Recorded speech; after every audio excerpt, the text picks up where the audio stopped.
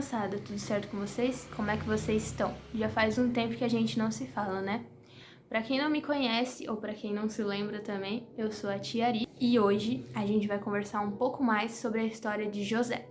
José era filho de Jacó e ele tinha mais 11 irmãos. O seu pai, Jacó, gostava muito dele e por isso resolveu dar de presente pra ele uma túnica. Pensa comigo, uma túnica super bonita, muito colorida, decorada. Então, essa túnica super bonita foi a túnica que Jacó deu para José.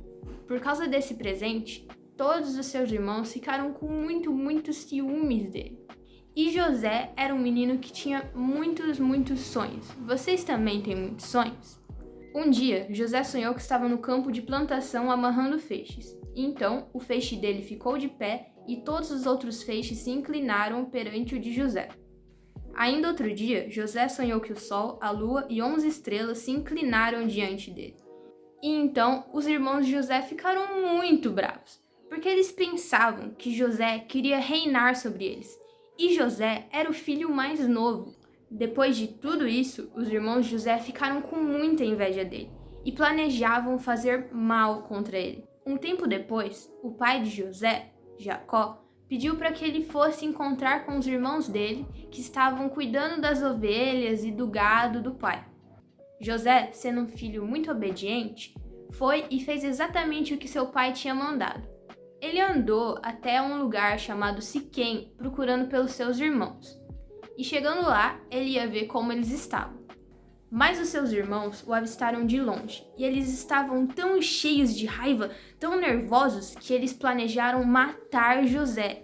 Rubem, o irmão mais velho de José, insistiu para que ninguém fizesse isso, para que ninguém atentasse contra a vida de José, porque ele sabia o quão grave era isso. Então, Rubem sugeriu que jogassem José num poço. Ele disse isso porque ele pretendia tirar José de lá mais tarde, quando os outros irmãos não estivessem vendo. Vamos colocá-lo naquele poço. Não! Por favor!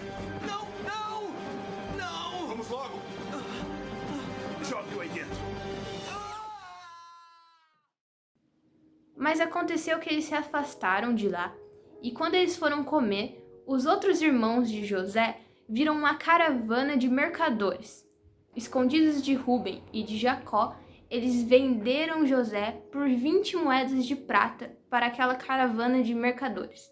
Tiraram José do poço, rasgaram a túnica super bonita que ele tinha ganhado do pai dele e o mandaram embora como um escravo. José tinha 17 anos quando foi vendido pelos seus irmãos. E o seu pai, Jacó, achava que ele estava morto, porque foi isso que seus irmãos falaram para ele, mostrando a túnica rasgada, dizendo que ele tinha sido atacado por um animal. Ao chegar no Egito, José foi vendido para um homem chamado Potifar. Mesmo sendo traído pelos seus irmãos, José não estava sozinho. Deus estava com ele, e tudo que José fazia prosperava. Por isso, a casa de Potifar foi muito próspera enquanto José estava lá, e Potifar o colocou como administrador de toda a sua casa. A nossa história ainda não terminou, mas eu queria parar aqui com vocês.